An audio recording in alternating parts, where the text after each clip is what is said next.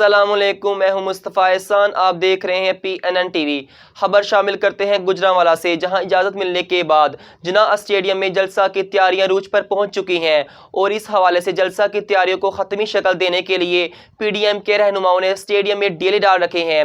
جلسہ میں شرکاء کا لہو گرمانے کے لیے DJ بٹ کی خدمات بھی حاصل کر لی گئی ہے۔ اس حوالے سے مزید جانتے ہیں اپنے نمائندے عابد مغل سے۔ جی عابد، اپڈیٹ کیجیے گا۔ آج بالکل مصطفیٰ کفا ٹوٹا ہے خدا کر کے بلاخر PDM پاکستان ڈیموکریٹک موومنٹ کو گجرانوالہ کے جناح اسٹیڈیم میں جلسہ کرنے کی اجازت مل ہی گئی ہے، اور اب صورتحال یہ ہے کہ PDM کے مرکزی، صوبائی اور گجرانوالہ کے مقامی رہنما اپنے کارکنان کے ہمراہ 16 اکتوبر یعنی کل ہونے والے PDM کے اس پہلے جلسہ کو کامیاب بنانے کے لیے سر توڑ کوششوں میں مصروف نظر آ رہے ہیں۔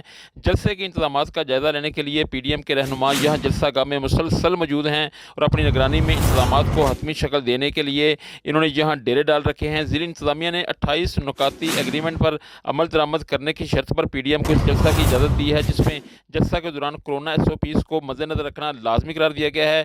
جلسہ گاہ میں کوئی کارکن بغیر ماسک اور سینیٹائزر داخل نہیں ہو سکے گا۔ کارکنان کے درمیان 3 سے 6 فٹ کا فاصلہ رکھنا بھی لازمی ہوگا۔ اسٹیڈیم کے داخلی اور خارجی راستوں پر سینیٹائزر واک تھرو گیٹ بھی نصب ہوں گے۔ ملکی سلامتی اداروں کے خلاف کوئی تقریر نہیں کی جائے گی سمیت دیگر شرائط شامل ہیں۔